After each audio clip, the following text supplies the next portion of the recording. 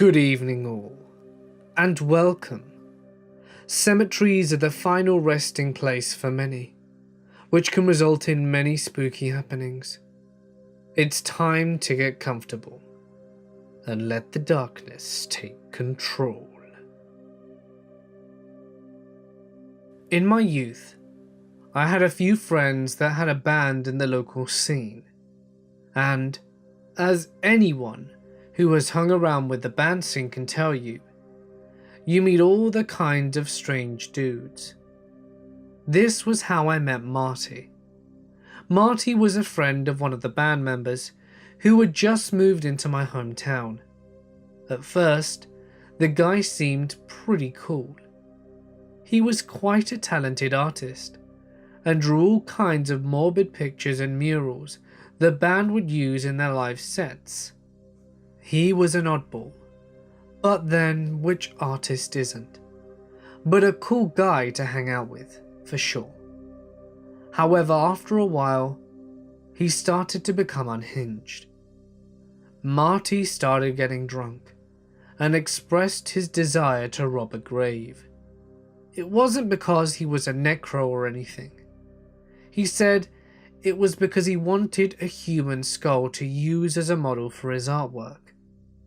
This started becoming something he would continually talk about whenever he got into the sauce, and eventually the band members got sick of hearing it and called him out. Marty then proceeded to grab a shovel and the keys to his car and asked one of the more sober guys to drive him to a cemetery. Thinking he was full of shite, 3 of the guys got into the car with him and set off to call his bluff. They drove to an old cemetery and dropped off Marty with his shovel and a plastic bag. He instructed them to drive back to the cemetery gates every hour until he returned, and set off into the graveyard. The guys parked the car on a back road and drank a few ales waiting for him to return. Eventually, after the 3rd visit to the cemetery, Marty stood outside the gates waiting. He opened the trunk and put his shovel and something wrapped in a garbage bag inside. He got into the car and told them he had got what he came for. He had dug up an 140-year-old grave and stole the human remains buried in it. When they returned to the house, Marty showed them the skeletal remains he had stolen. This didn't sit well with some of the guys present there, so it didn't come as much as of a surprise when it was all over the news 1 week later after Marty was arrested for grave robbing. It also came out that Marty had issues with beating women. It turned out his girlfriend at the time had heard about the grave robbing and, tired of being used as Marty's personal punching bag, ratted him out with the cops. While he did get off easy for the grave robbing charges, the betrayal from his girlfriend and subsequent harassment he received daily from the local police eventually caused him to leave town for a 2nd time. In the time between being arrested for grave robbing and leaving town, I lost touch with him. His behaviour became increasingly violent and erratic to the point that he was a liability to be hanging around. Eventually, I heard he was arrested a 2nd time on multiple charges, including assault, domestic assault, aggravated assault, assault with a weapon, possession with intent, cultivation and intent and sexual interference with a minor, and a few other charges. I heard he was looking at 12-year-olds, and I can only imagine how crazy he'd be when he is eventually released. All that I do know is that I do own a kick-ass original graphite drawing he made for me that should be worth mint if he ever goes serial. Not that I even hope that. This incident happened to a relative of mine and his younger cousin and some others. My relative is called Dave. He and his wife were in their 20s at the time. and had not been married very long. This incident happened in the 90s. Dave had a younger cousin who was being raised by her grandparents. The grandparents lived out in the country, and there were not a lot of kids her age to hang around with. So he, Dave, and his wife would often invite her along if they were driving into the nearest city to see a movie or play mini golf or something like that. It was the cousin's 13th birthday, and she wanted to have a sleepover. So it was decided it would be at Dave's house, and the cousin invited 5 of her closest friends. Dave and his wife were not all that mature, and when around the kids especially, they would act like kids right along with them. Anyway, they decided later that night to go to a graveyard, I guess just for the thrill or something, as there wasn't much to do in our tiny town.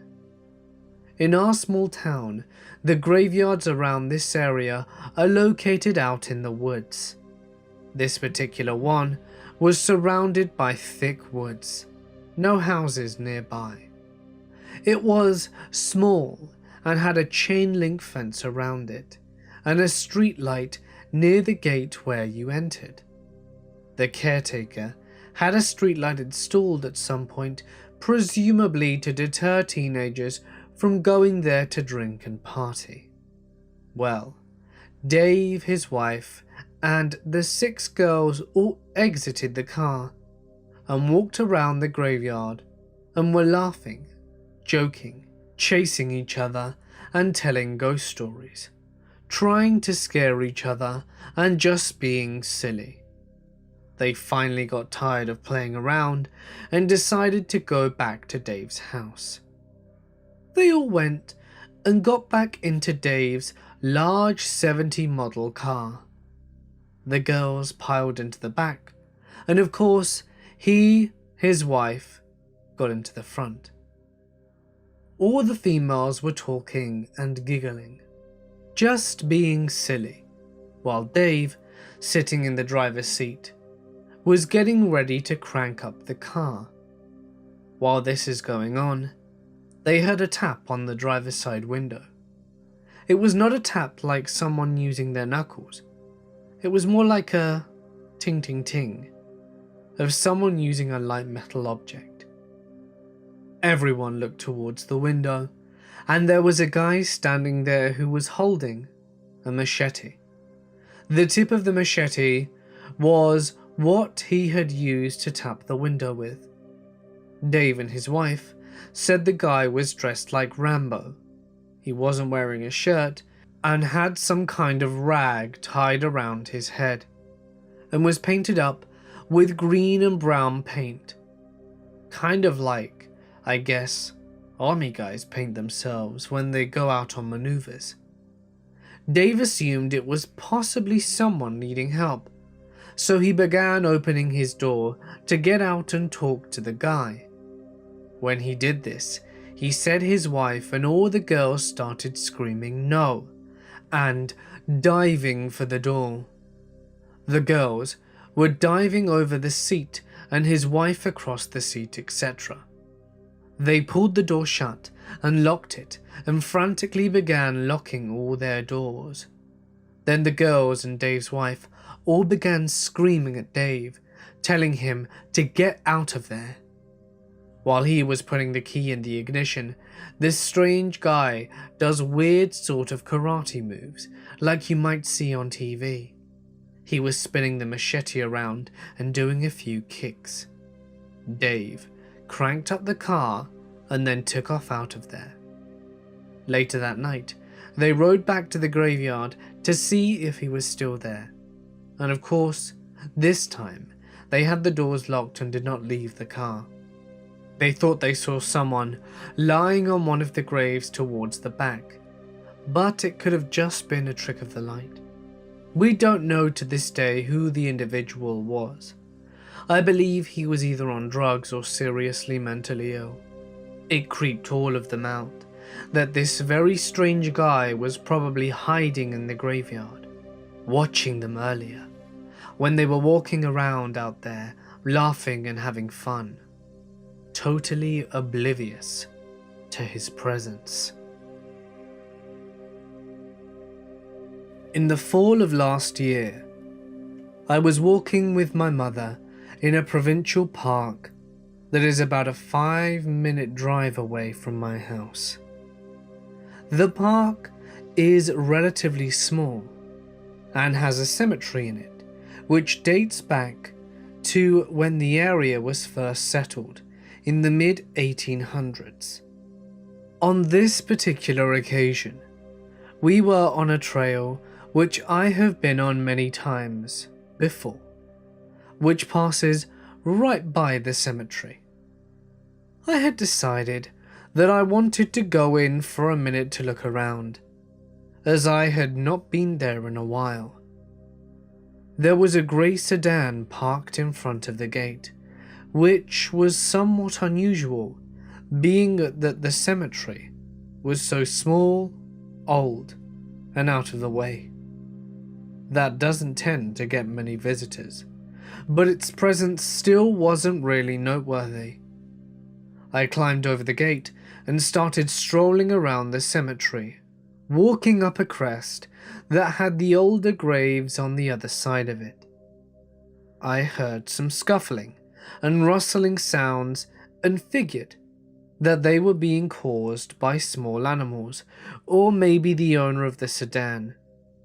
I wandered through the graves on the other side of the hill until I came to stop in front of one belonging to a little girl named Rosie, who died in 1951 at the age of 3. Someone had dug a hole over where her little body should have been, and it looked pretty fresh.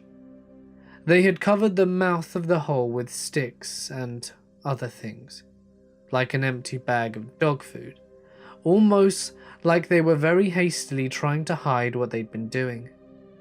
I was too scared to move the bag and look in the hole, but from what I could see from the edge of the bag, it looked to be about 4 to 5 feet deep and 3 foot wide. I didn't see anyone else in the cemetery, but it's worth mentioning that the cemetery is surrounded by a fairly dense wood. Needless to say, I did not hang around after the discovery. I ran to the gate where my mum was standing and told her what I'd seen. I asked her if we should call the police or a park ranger or something. She said no, as she didn't want to get involved.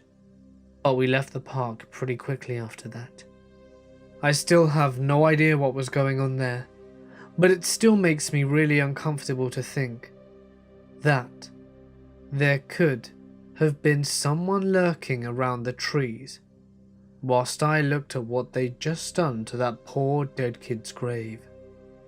The area I live in has had its fair share of crime, most of which is meth related, but it's not uncommon to see burnt out rolling meth labs or paraphernalia in the woods. But I've never seen anything like this. All I can think of is that for some messed up reason, someone was trying to dig up that little girl's bones. This story happened when I was around 10 years of age and involved 4 of my childhood friends.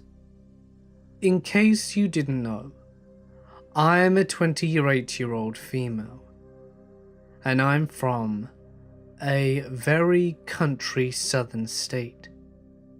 This was the most awful thing I've been through in my life.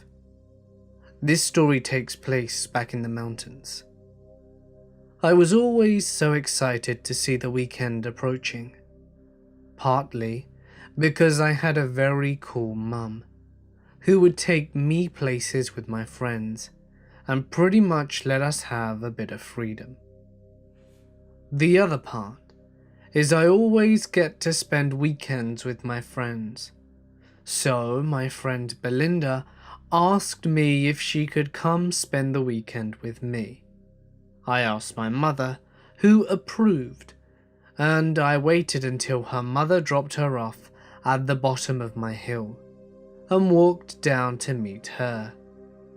We walked excitedly back to my house, and my mum then said to her best friend Chris, who is female, so my mum asked if Belinda and I wanted to go, and we both said yes. Chris's kids are Alan and Jay, who happen to be two of my best friends. Belinda had a crush on Alan, and I was secretly in love with Jay. We left our house, and within 10 minutes, descended into their home.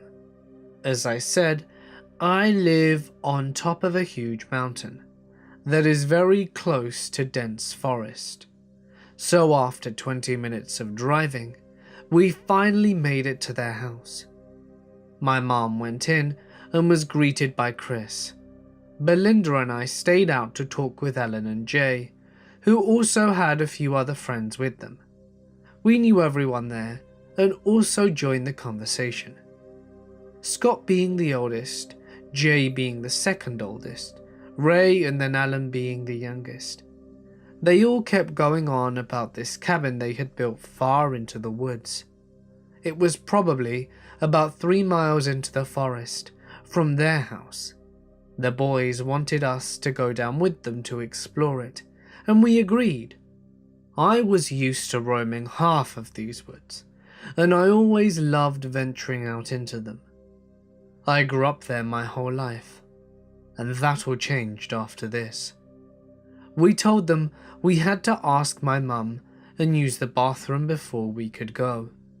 They sniggered, jumped on their ATVs, screamed that they were going on ahead of us, and tell us to follow when we're done. We go into the house, use the restroom, and ask my mum if we could go. We're in a hurry to catch the boys, and she told us yes, but to be careful. So we race out of the house. We start walking down their hill to descend to the main dirt road. We had to walk approximately half a mile to get to the road that led to the cabin. It was almost all downhill, except for the flat, mainly bottom road. We skipped along merrily, talking about the guys as we were going. They always liked playing pranks and jokes on me, since I was like their little sister and grew up with them.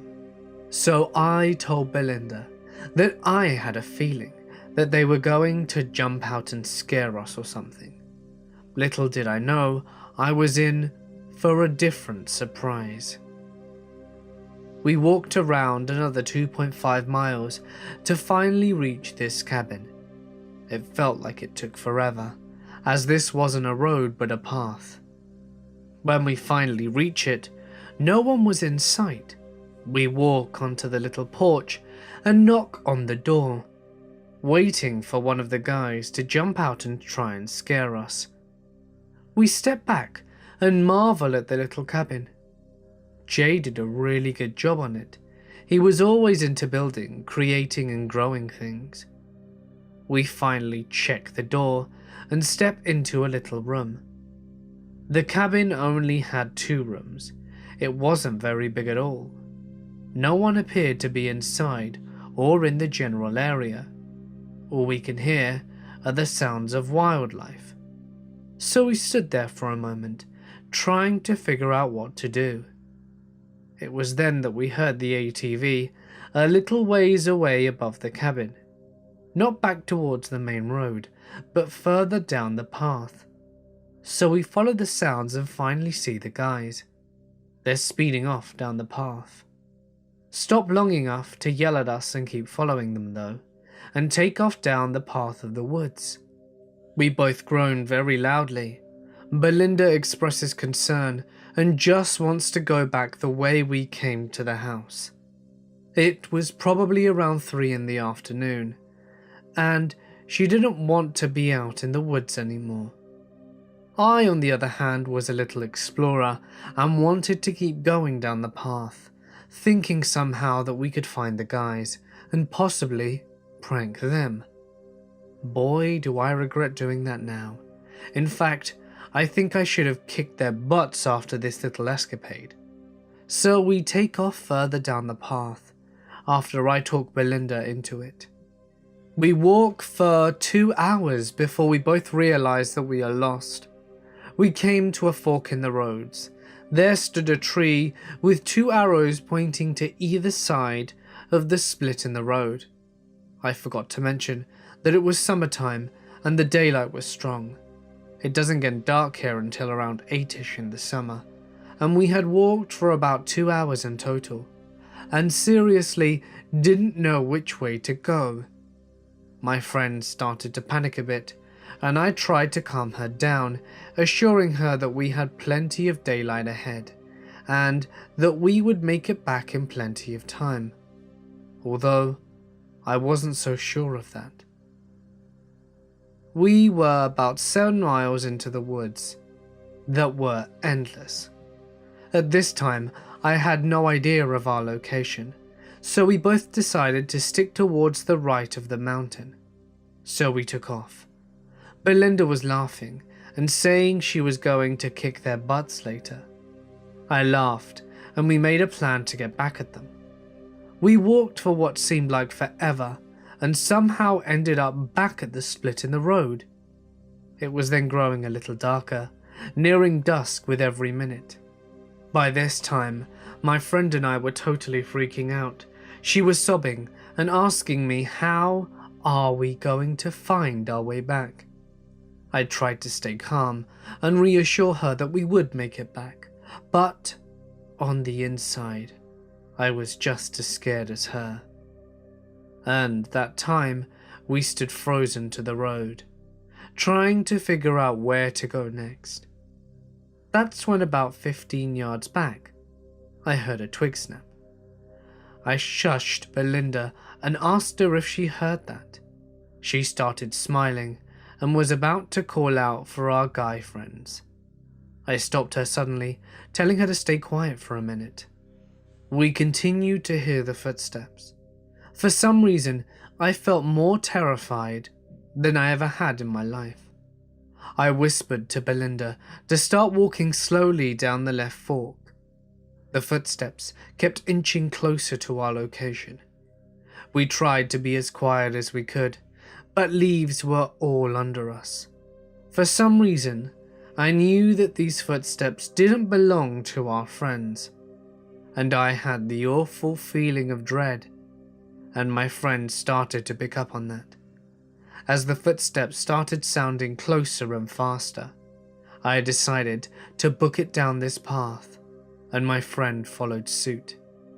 I just felt I was running for my life, and that if I slowed down, I was going to never make it back home.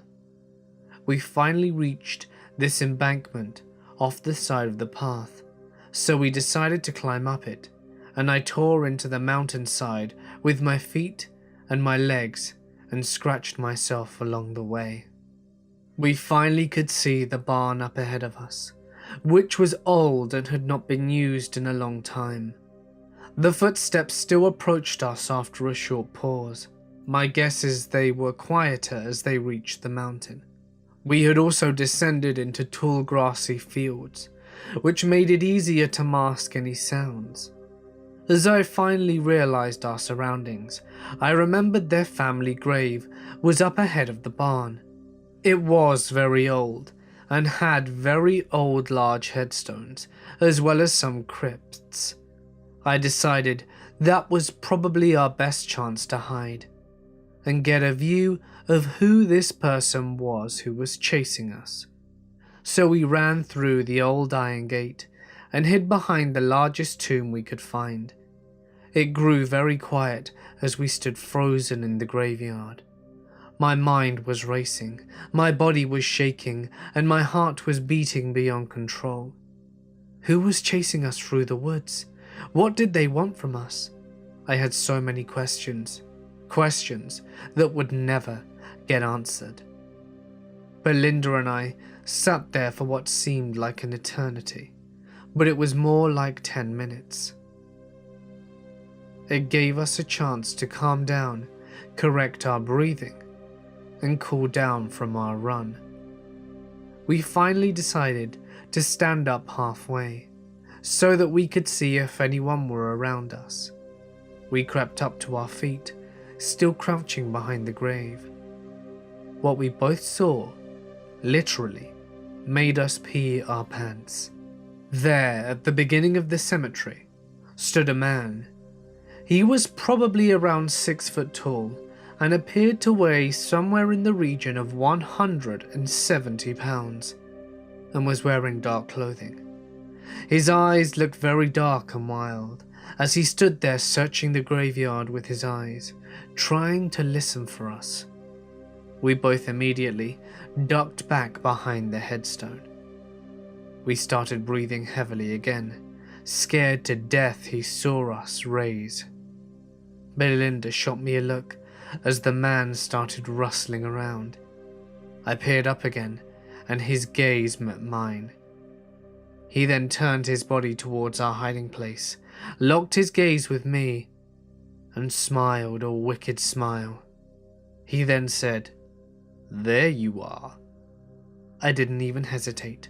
I screamed to Belinda, and we both jumped up and started running towards the back of the cemetery fence. The man started chasing behind us. Luckily for us, this cemetery had a very short fence, so we hurriedly hopped over and began running in the direction of the house. We ran out of the clearing and reached the gravel road. We didn't slow down, stop, or look behind us. We just ran as fast as we could towards the house. The gravel beneath our feet was very loud. We made it part way there and at the bottom of their road. At that point we saw all the boys looking very worried. We ran up to them so fast that they jumped. I ran into Scott's arms crying, with Belinda right beside me. She was crying too, both of us looking a hot mess, bleeding from the climb earlier, sweaty, and our appearance disheveled. We suddenly turned, remembering the reason for our panic, to see a man running towards the graveyard. Scott, Jay, and Alan, all screaming, chase after him, and we never saw him again. The boys chased him into the woods and couldn't catch up with him, so they came back and walked us up to the house, and they all started crying, feeling very bad for trying to mess with us earlier.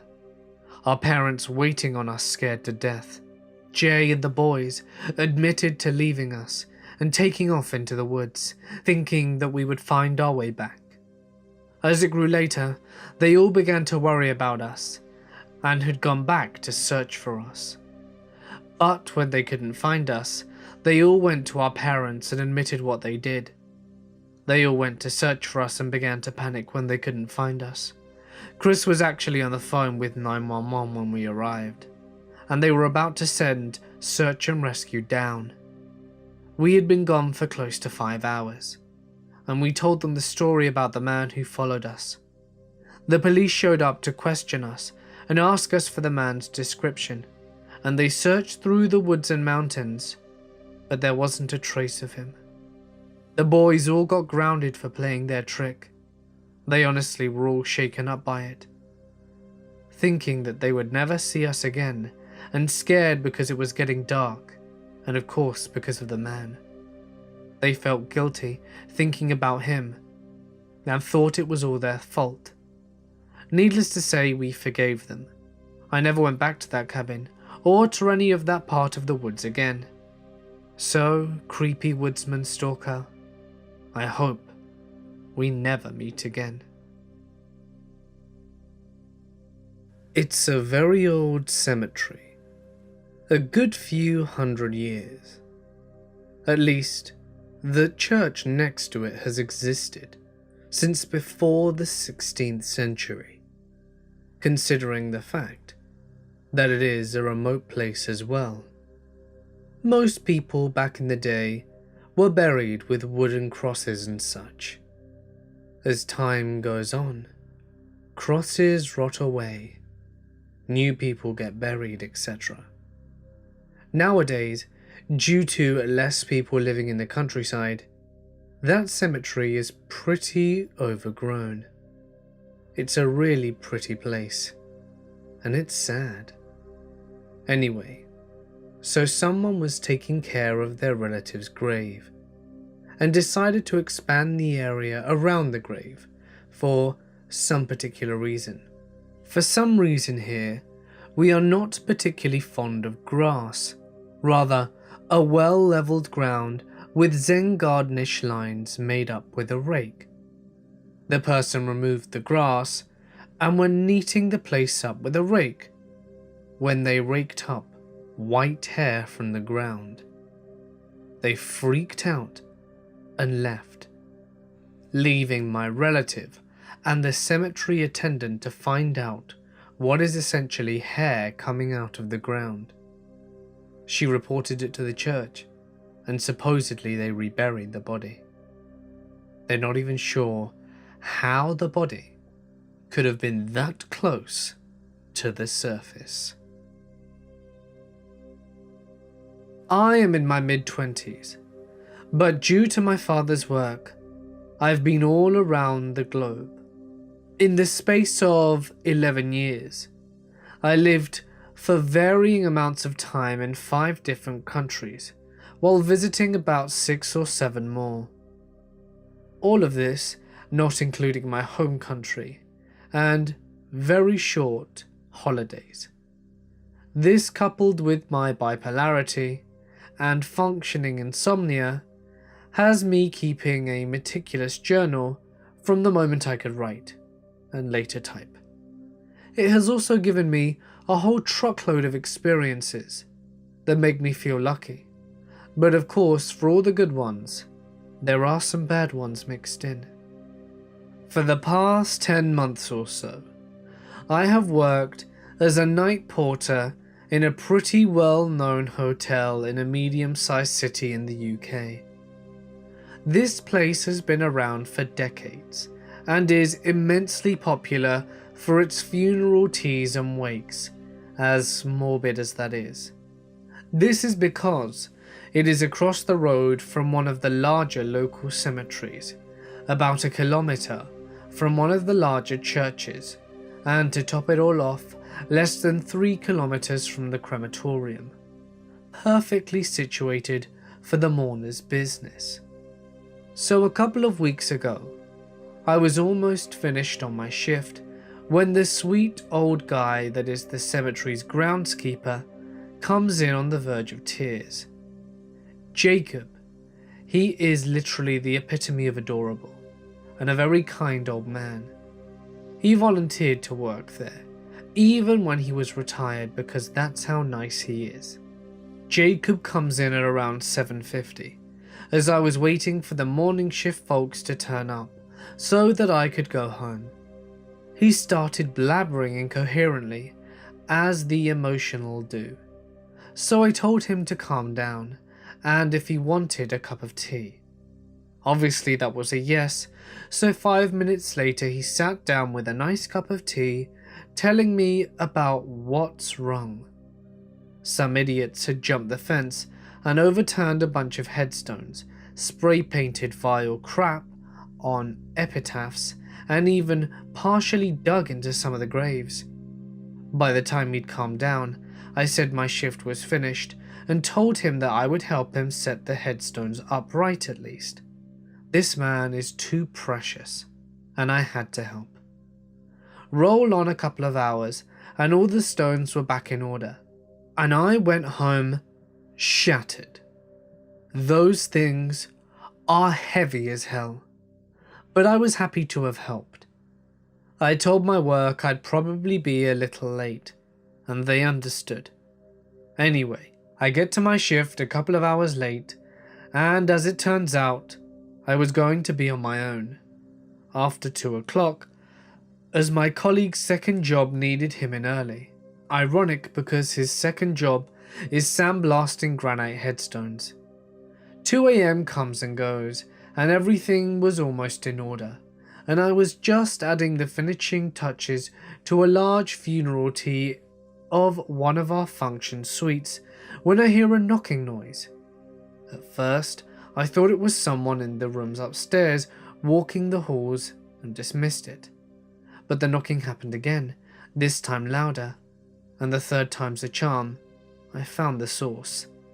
One of the fire exits next to the function suite, but more specifically, the fire exit directly across from the cemetery. Obviously, I wasn't going to open the door, and I couldn't even if I wanted to, as they were all alarmed at night. But that didn't matter, as the knocking stopped. Not for long though. The knocking started again from another fire exit close to the car park and front exit. It was much louder now, so I knew exactly where it was coming from straight away. Then it stopped. So, in a bit of minor panic, I sprinted my way towards the front door and made sure it was locked. Then grabbed the night porter's friend from behind reception.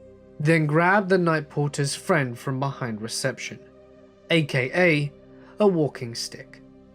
I could see my visitor's silhouette at the car park, walking slowly towards the entrance. It was definitely a man, at least a foot taller and a little bit broader than me. He was wearing one of those stupid ankle-length goth trench coats with the hood and buckles by the billionfold. He stopped just outside of the light of the front entrance, but he was obviously staring right at me, and I could faintly make out his creepy, shit-eating smile. When he started taking something from behind his back, I braced, thinking what he had in his hand looked like a very large brick or something, so I thought he would smash the front door. But no, he did something far stranger. He just placed the brick thing on the ground slowly at his feet. Then with a weird chipper demeanor, he waved and flashed another toothy predatory grin at me before backing off into the darkness towards the cemetery side entrance. Needless to say, I waited and checked the cameras around the building before venturing out to see what he'd left me. It ended up being one of those small headstone markers with the word, "You forgot this one," spray painted over it in bright green paint. To add even more creep factor, the stone was for a bloody baby's grave, and an old one at that. Not cool at all. So I locked up again and phoned the police. A couple of hours later, a lot of the footage from CCTV was scanned. The police left with a fuzzy frame shot of him that was basically a shape in the dark, and nothing else to go by. I have absolutely no idea who he is, or was, or why he was vandalizing that graveyard. But either way, creepy midnight gothic robber, I hope we don't meet again. And I hope you've put your bizarre and quite frankly disrespectful grave habits behind you, arsehole. My best friend and I worked at a cemetery as groundskeepers when we were juniors and seniors. It was easy money.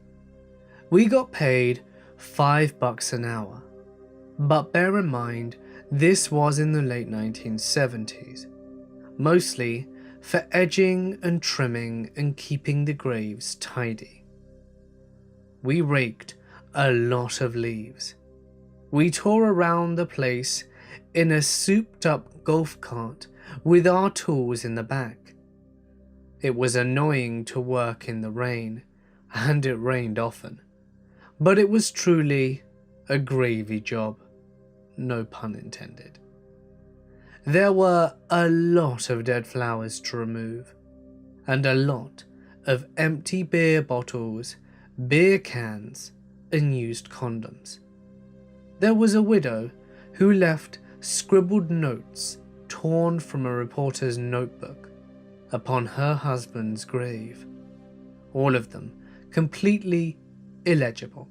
Also, a lot of sodden stuffed animals, that was sometimes mysteriously muddy on the graves of children. The creepiest thing I saw was a plastic drink and a wet baby doll that was burnt as if someone had gone over it and lit it with a blowtorch. That also had a multitude of big nails driven into its head. I kept the head and hung it from the rear of my car like a graduation tassel.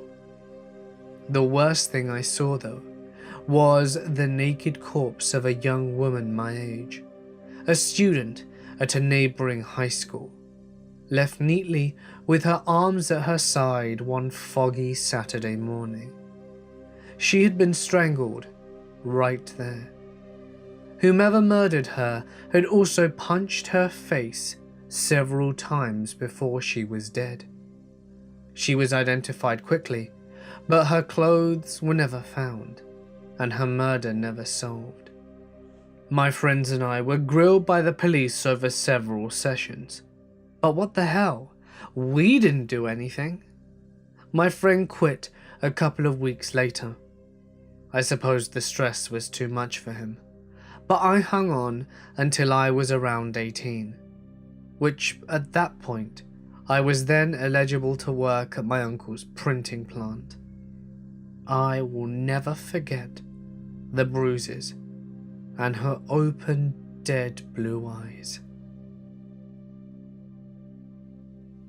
My boyfriend's father owns a property with 2 older houses in a small village. They are side by side and share a yard. His parents don't live in either of them, as the older of the 2 is completely dilapidated inside and is 100% uninhabitable. But they sometimes use the newer, furnished one for laundry. They have always talked about fixing up the older house and renting it out. But Jay and I's current living situation isn't working out. So his parents made us a deal where we fix up the older house for them and then we stay there. So, for convenience, Jay and I have been staying at the first house on weekends while we work on the older place, and some unexplainable things have happened in the past few weeks. Not to mention, I always thought that the place had a certain energy to it that seemed a little off. I used to just brush it off, because the house is empty 90% of the time, and it's not really lived in. But now, I am convinced the weird vibrations are from another source. It all started a few weeks ago on a Friday morning, when Jay and I were drinking coffee and watching a large group of kids get on the school bus in an empty parking lot adjacent from our house. We thought it was great that a bus stop is located so close to the house that we were going to be moving into for when we have kids of our own.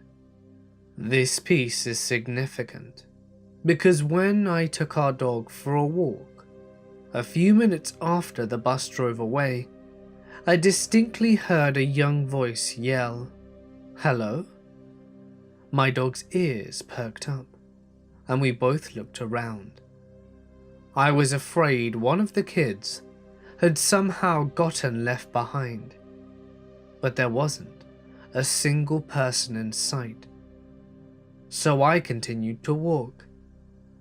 As soon as I took another step, as if they were watching me, I heard a more persistent, "Hello?" This gave me a chill, and I still didn't see any kids around. Besides, they all should have been on their way to school.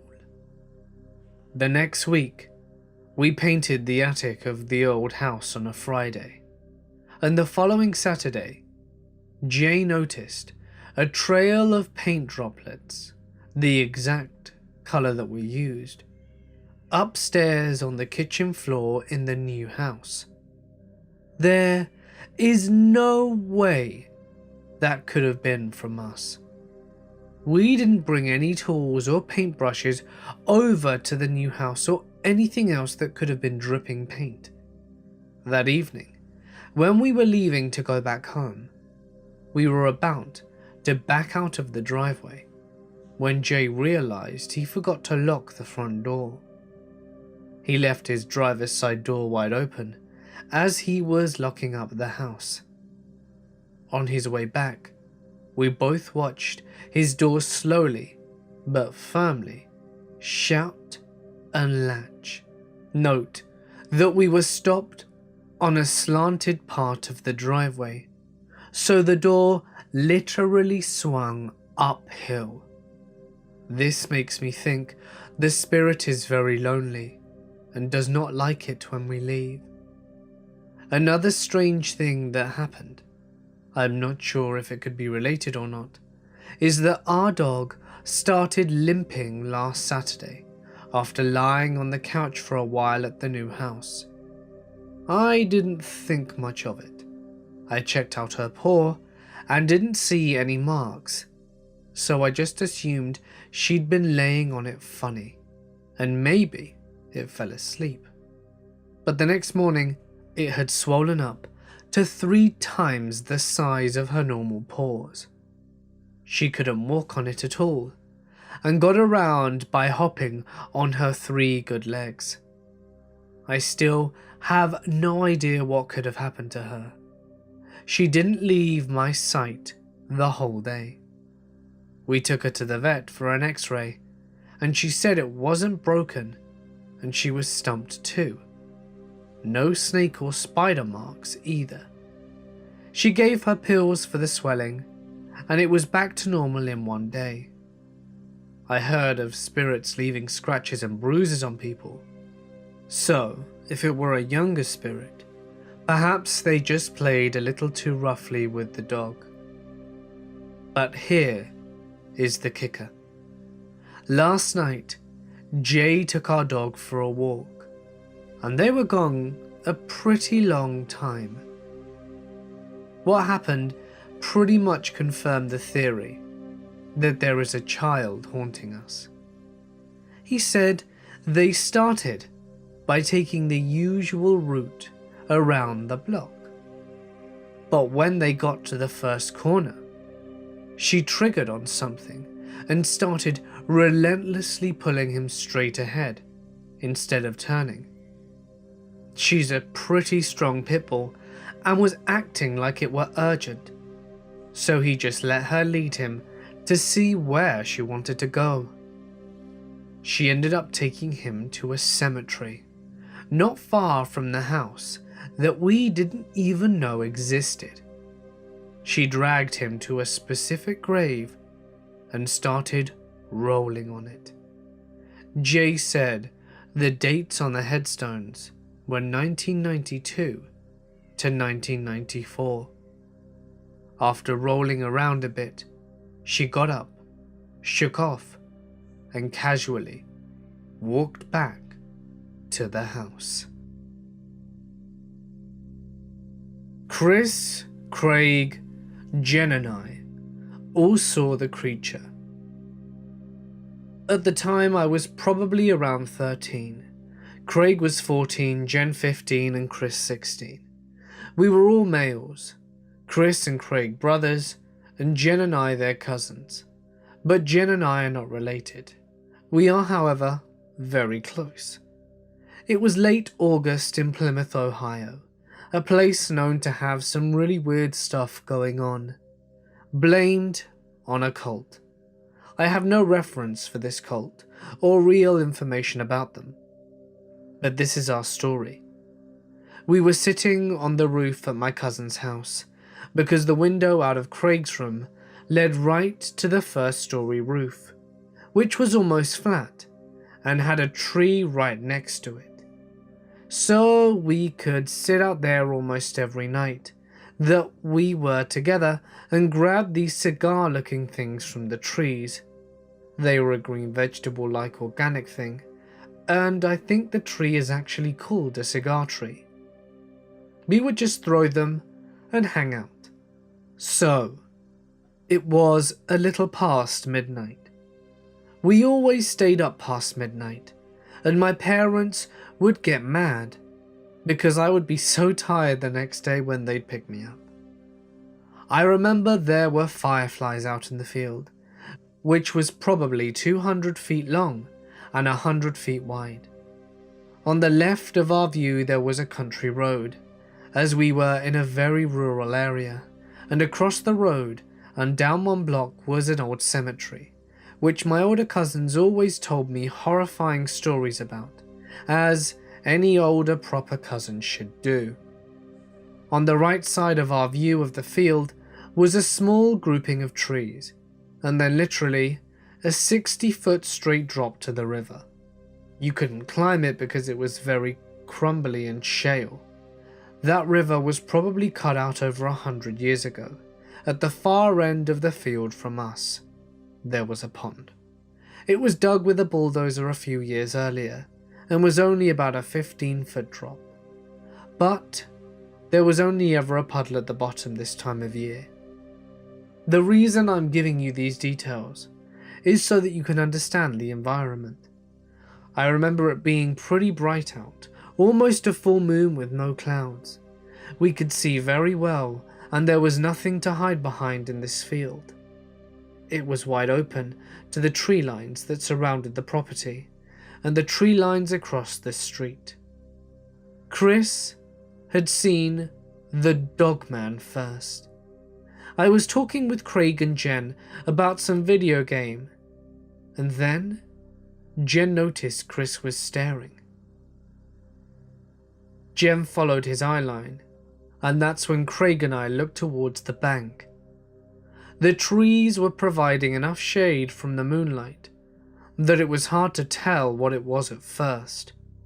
Chris said something along the lines of it being a dog on its hind legs. Then it came out of the dark and started walking in the field.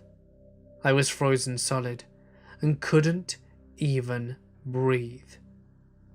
It made no sense in my head. It was a German Shepherd head that was attached, or being worn. I couldn't really tell you to this day. He was like drunk. I remember him wearing a plain black t-shirt and dress slacks. He wasn't a scrawny guy, nor was he massive, but rather average build. I'm not sure he could see, but it seemed like he could. He then walked into the cemetery, and I was scared and couldn't move, and Jen yelled out, "Who's there?" The man creature turned and looked at us and started walking directly towards us as we were on the roof. We were probably really easy to spot, and the man didn't say a thing. He didn't run, he didn't even make a gesture towards us. He just came walking. Craig ran up to the window, opened it and climbed in. Jen followed, and Chris grabbed me and pulled me too through the window. When we were inside, Craig told his dad, who was a huge gun enthusiast. His dad, after about 10 minutes, had a shotgun and was putting his boots on to go outside. I remember during the 10 minutes, there was a noise of something pushing on the metallic door, a door opening outside, and a really loud crash, which we couldn't figure out what it was. My uncle went outside and started looking in the field and the graveyard, and being stupid kids, we walked outside the door to see, but didn't go far. That's when I saw blood all over the garage and door handle. The garage wasn't connected to the house, rather about 5 feet across from the house, between the house and a field. My uncle ran around the garage and we couldn't see him. It was horrifying. Some very real horror film. Chris spotted the man again, who looked like he was either laughing or coughing by the way his torso was bouncing on his shoulders. The man jumped over the bank, and by the time my uncle noticed him and got across the field, he was gone into the darkness. My uncle called the cops and told my parents, and no one really gave it much thought. There was a post on a few street lamps about a missing German Shepherd, and a few weeks later, they found a decapitated head of a little girl in the cemetery that was a block away from my cousin's house. The house no longer stands, but I actually drove by the area in 2009. I don't think I could go out there at night anymore, even though I'm 25. I was drunk as hell. I'm walking home from a bar. Between the bar and my house is a pretty large pioneer cemetery. Lots of old graves, big trees, and generally a creepy place. I love the cemetery for the historic graves and quiet, and often take walks through there. In my drunk-ass state of mind, I see the cemetery as a shortcut home. I start climbing the 10-foot chain-link fence, swing a leg over the top, and prepare to jump onto the grass. My pants get stuck. I fall, and I'm literally hanging there, pants ripped, and I fall face first onto the ground. I start walking down the path that leads towards the entrance of the cemetery, which is across from my house, limping and holding my shoulder while drunkenly cursing my foolishness. I hear a noise and look up. It's a teenage couple. They're about 10 yards ahead of me standing in the moonlight. They flip the hell out, screaming, turning around and running full bore out of there. I can't stop laughing and take my time hobbling home. As I'm approaching the entrance, I notice a car pulling into the cemetery. I suspect it's the cops or someone coming to investigate the screaming, so I duck behind a large headstone. The car is full of more teenagers, and these ones are out for a ghost hunt, packing cameras and audio recorders and the like. Well, screw it. I've already spooked 2 people. I wait until they've walked about 20 yards into the darkness, and I start tossing pine cones while staying hidden. The first pine cone hits the gravel path behind them. The next 2 ricochet off a tree and fly into the graveyard. All the kids freeze and look at each other. Perfect. I toss 1 more cone and start to make the best evil cackling laugh I can imagine. The kids flip out, run to the car, peel out and flee. I stumble home, laughing my ass off, and enjoy a celebratory joint. I know I'm an asshole, but I just had to mess with those kids. I mean, come on. How could you not? Hey guys, it's Mort here, and thank you so much for listening. So I hear that YouTube have now confirmed that they do not send subscription notifications to every subscriber, which is strange and, quite frankly, disappointing.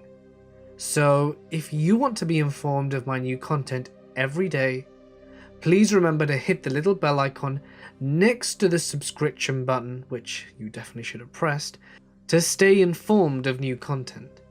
And if you enjoyed this video, remember to leave it a big thumbs up and drop a comment with your thoughts, as I love reading them. Also, really important news, my friend CZ's World has just released a really nice long video on clueless tourist stories, which is really good, featuring me and some other awesome narrators. Now, it would mean a lot to me if you guys would follow the link on screen or in the description to check this video out. It's some seriously good stuff, all written by him. Oh, and when you go over, please spam his comment section with "Mort sent me here." Please guys, for me. Go on and check it out. I'll hopefully see you there.